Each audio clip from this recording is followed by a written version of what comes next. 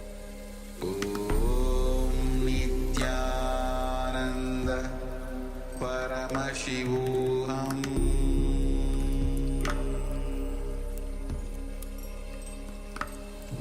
Om Nityananda Paramashivoham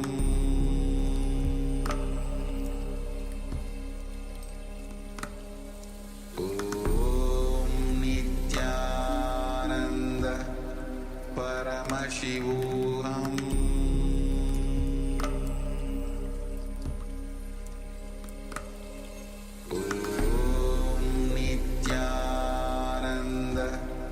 Paramashivoham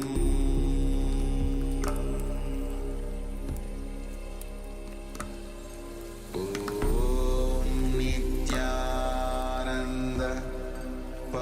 Paramashivoham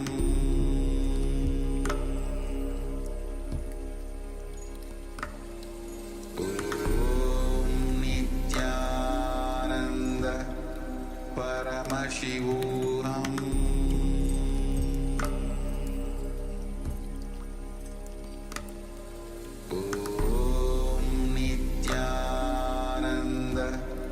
Paramashivoham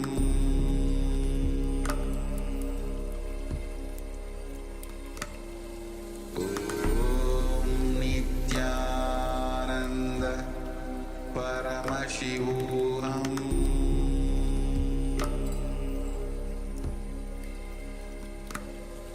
Om Nityananda Paramashivoham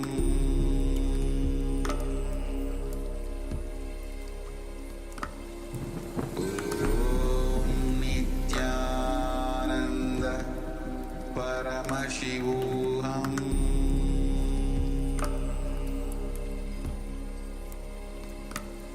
Om Nityananda Paramashivoham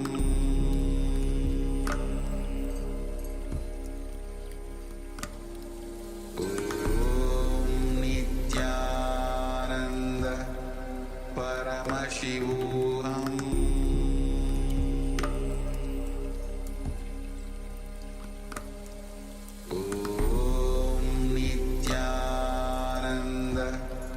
Paramashivoham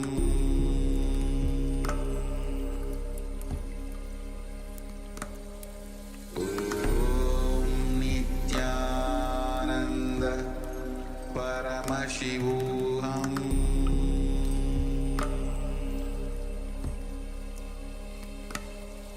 Om Nityananda Paramashivoham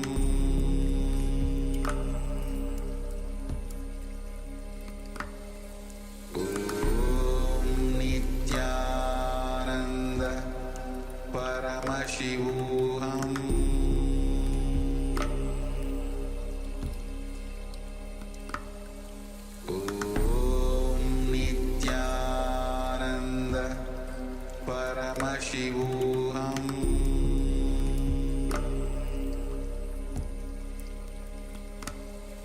Om Nityananda Paramashivoham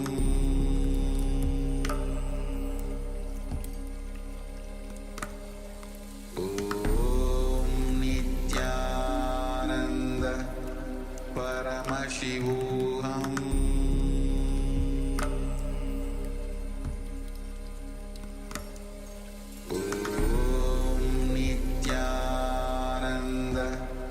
Paramashivoham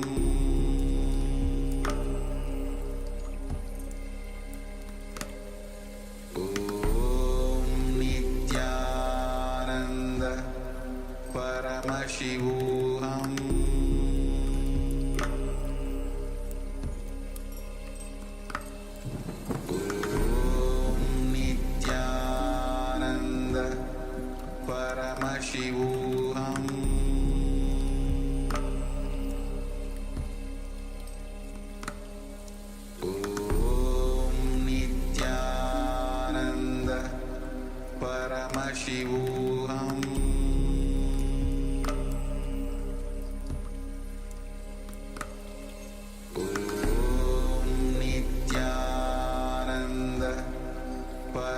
Paramashivoham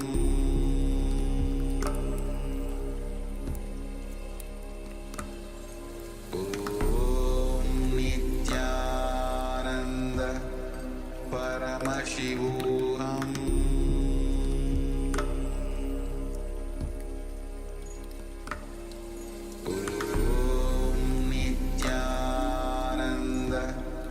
Paramashivoham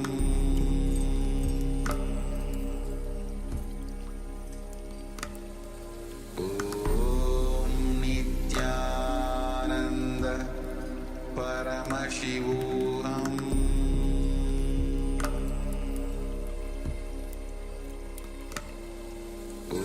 Om Nityananda Paramashivoham Paramashivoham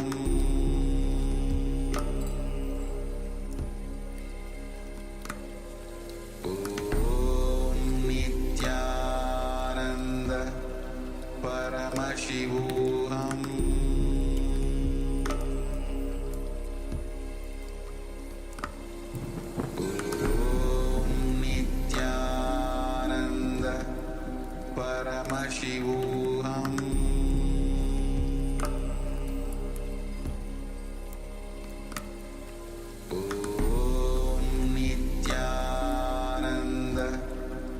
Paramashivoham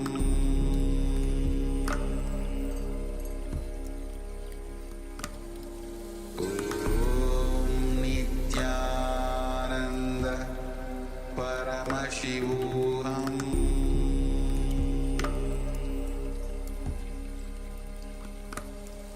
Om Nityananda Paramashivoham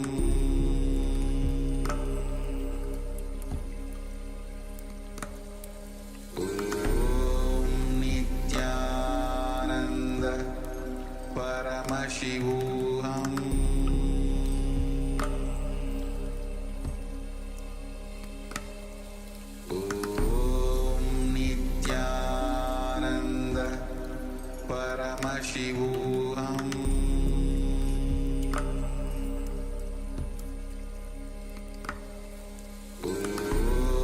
Nityananda Paramashivoham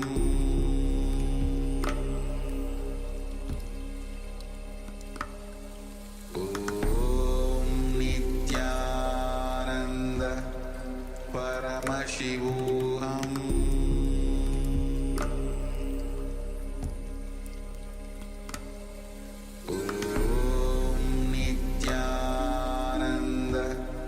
Paramashivoham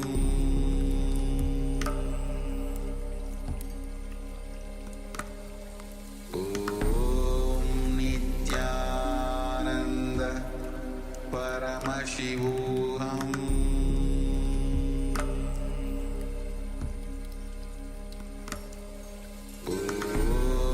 Nityananda Paramashivoham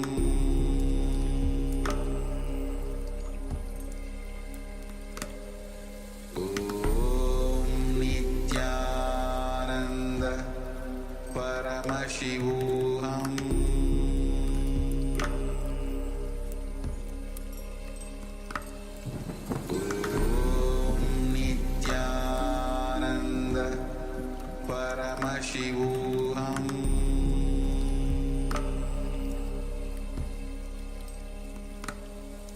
Om Nityananda Paramashivoham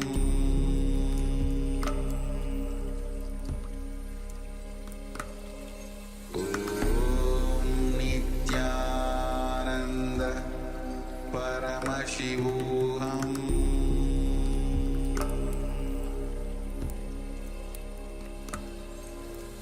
Om Nityananda Paramashivoham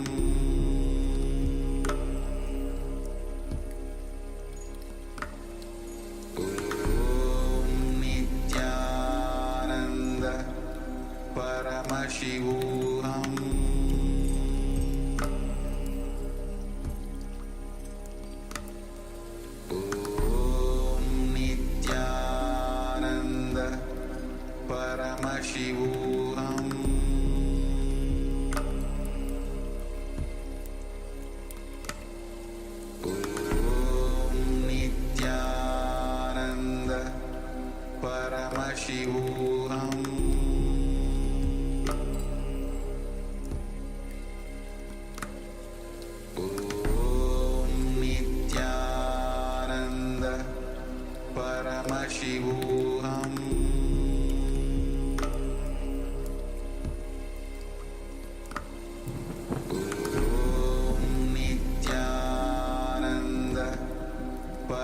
Paramashivoham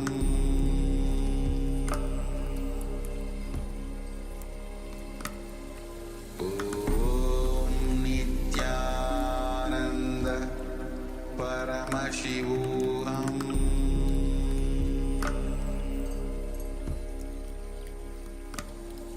Om Nityananda Paramashivoham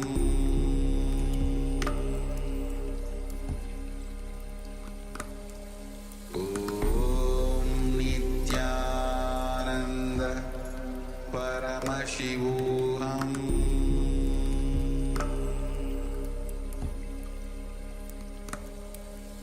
Om Nityananda Paramashivoham Om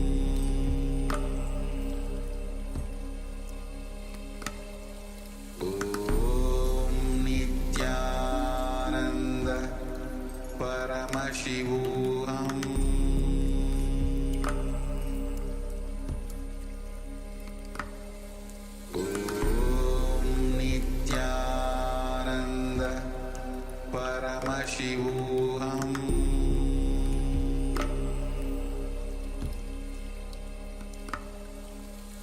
Om Nityananda Paramashivoham Om Nityananda Paramashivoham Om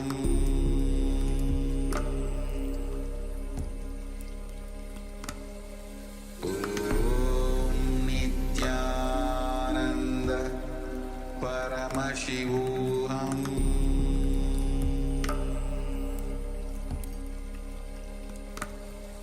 Om Nityananda Paramashivoham Om Nityananda Paramashivoham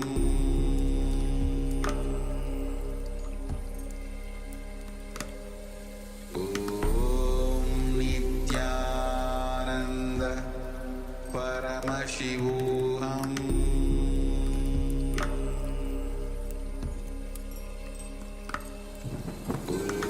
Om Nityananda Paramashivoham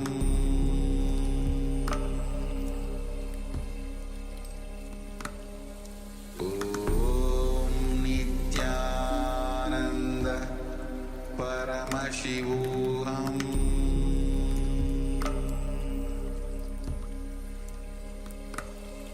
Om Nityananda Paramashivoham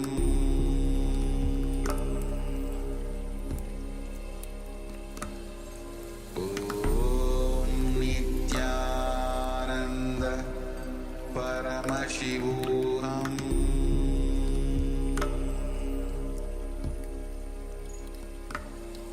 Om Nityananda. Now, slowly return to your physical body. Start to wiggle your fingers and toes. Rotate your wrists and your ankles. Move your arms and legs. Pull your knees up towards your chest and circle your legs with your arms and rock your body from side to side. Slowly return to a comfortable seated position.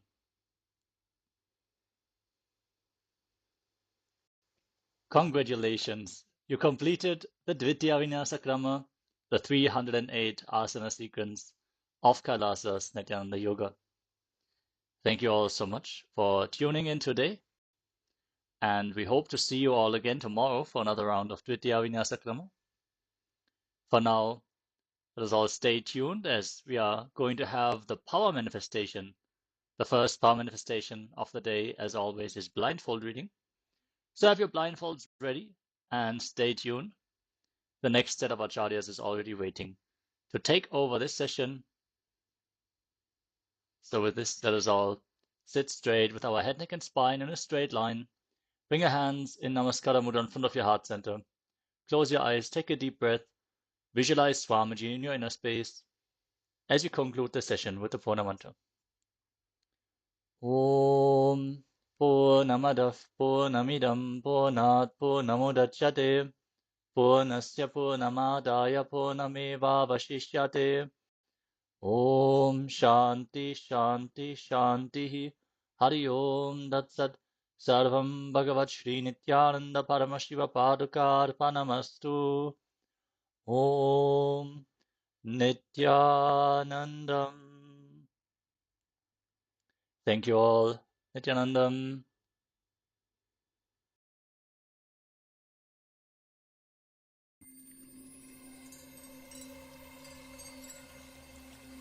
I welcome you all with my love and respect. Let you all open all your three eyes. Om Nityananda Paramashivoham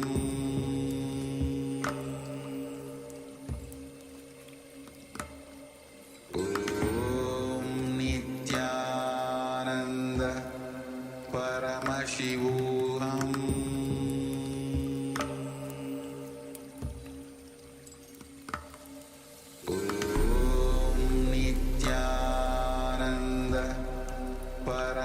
Paramashivoham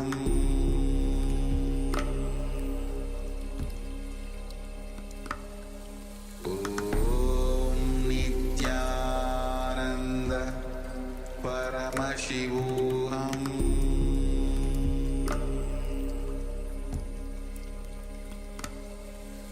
Om Nityananda Paramashivoham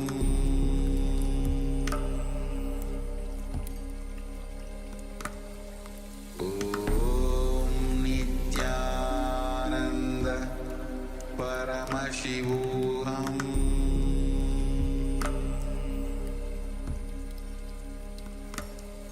Om Nityananda Paramashivoham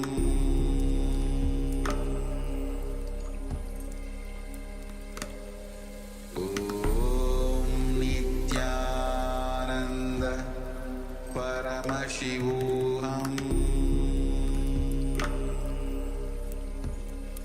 Om Nityananda Paramashivoham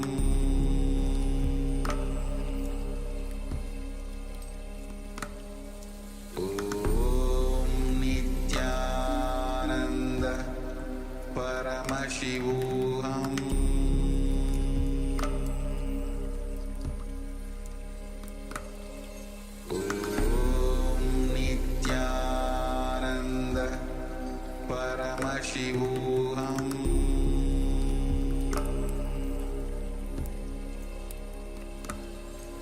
Om Nityananda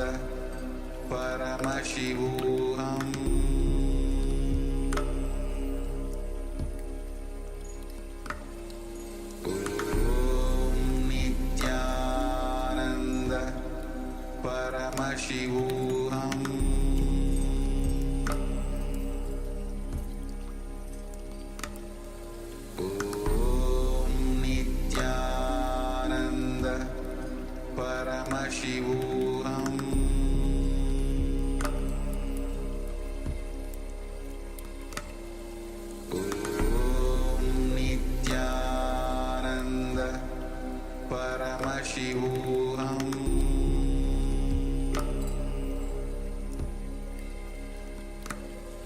Om Nityananda Paramashivoham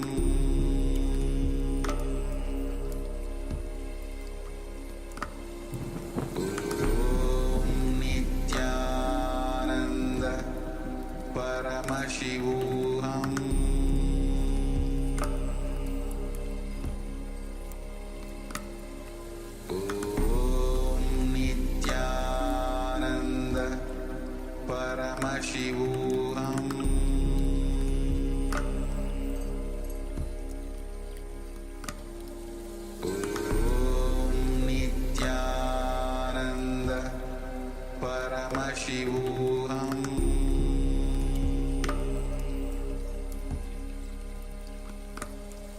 Om Nityananda Paramashivoham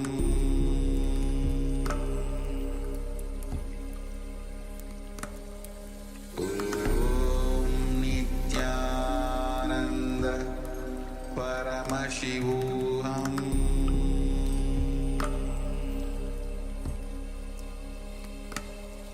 Om Nityananda Paramashivoham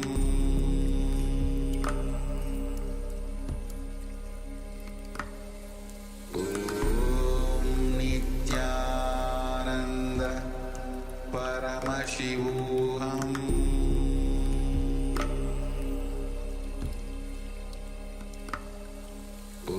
Om Nityananda Paramashivoham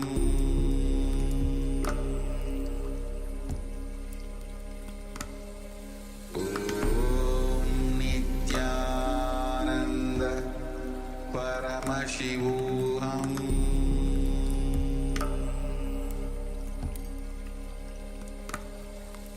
Om Nityananda Paramashivoham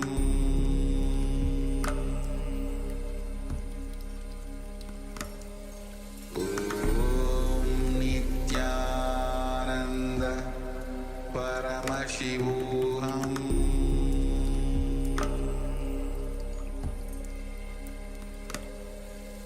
Om Nityananda Paramashivoham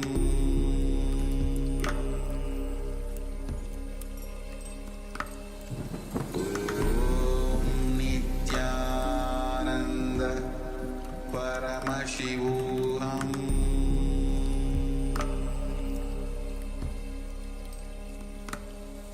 Om Nityananda Paramashivoham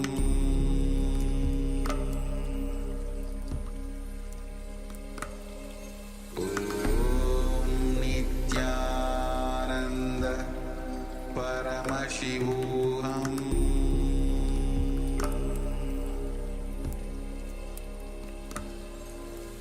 Om Nityananda Paramashivoham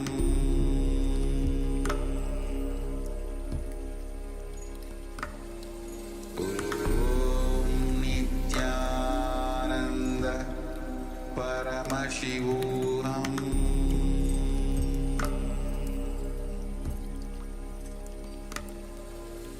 Om Nityananda Paramashivoham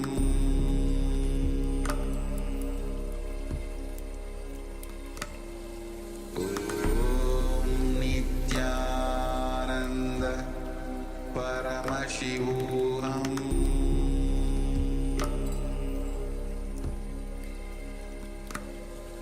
Om Nityananda Paramashivoham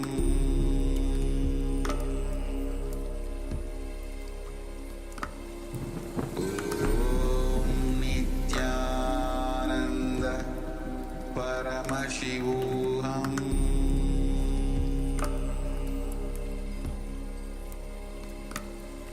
Om Nityananda Paramashivoham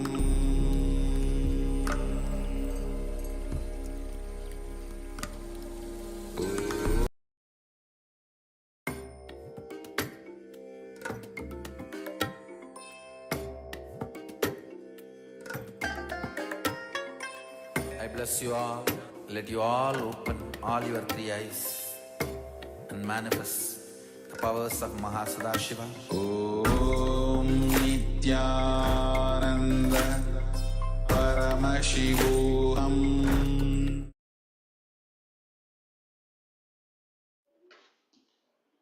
नित्यानन्दं परमसुखदं केवलं ज्ञानमूर्तिम् द्वन्द्वातीतं गगनसदृशं तत्त्वमस्यादिलक्ष्यम् एकं नित्यं विमलमचलं सर्वदी साक्षिभूतं भावातीतं त्रिगुणरहितं सद्गुरुं तं Namami. Nityanandam, everyone. Nityanandam, all of you. Welcome to 10th day of the celebrations. This is the celebration of Paramashivoham Level 2. Hope all of you are having a grand celebrating all of Swamiji's Leelas, all of Swamiji's Darshans in the last 10 days. Beautifully, we have had Skanda Shashti, we had so many events happening, and really excited to see how Swamiji is going to take us into the further processes in the program, and seeing also how all of us connect together to Swamiji. Yes, and the event season is literally just getting started. There's so much more exciting things to come. Yes, and we are going to enter the power manifestation. Ma Ananda Agora Rupini is so ready to manifest the power of blindfold reading. So all of the other participants, Ma Siabu, Ma Fabienne, Ma Wang Han Yu, please join the session. Yes, Nityananda. Nice to see all of you are here. And after this intense Nityananda yoga sequence, let us now enter into the first round of power manifestation. Starting off with the Shastra Pramana, the scriptural reference for the power of blindfold reading, which is directly from the Vijnana Bhairava Tantra.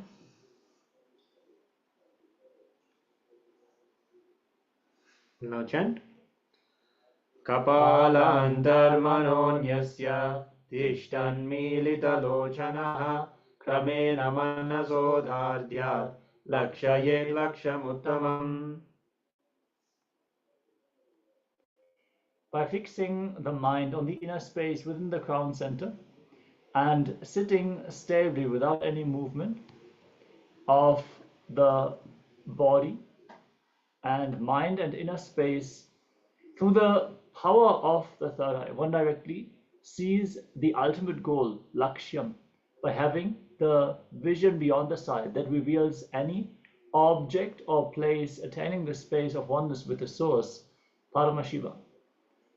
Beautifully, it is revealed here how we can manifest the power of blindfold reading, all the powers of the third eye, not only blindfold reading, but remote vision, receiving any information through the third eye by the space of oneness, which is Paramashivatva. So let us straight enter into the power manifestation, requesting all the participants to tie your blindfolds and get ready. We're going to project some images on screen, and we're going to scan the image and request Swamiji to reveal through your third eye what is it that is being projected on screen. And after some time, we're going to ask you to remove the blindfold and share whatever has been revealed. So let's get ready. Connect to Swamiji in your inner space. From that space of oneness, where there is no difference between you and him. You are in oneness. There is this space that we can tap into that lets us manifest all the powers. Simply connect to Swamiji, remember him in your inner space, bow down to him in sweet remembrance and chant the Mahavakya. Om Nityananda Paramashivoham. Om Nityananda Paramashivoham. Om Nityananda Paramashivoham. Now, let us enter into this round of the power manifestation as we are going to project the image on screen now.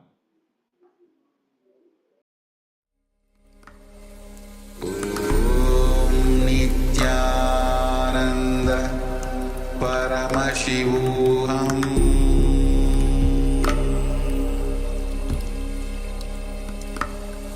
Om Nityananda Paramashivoham.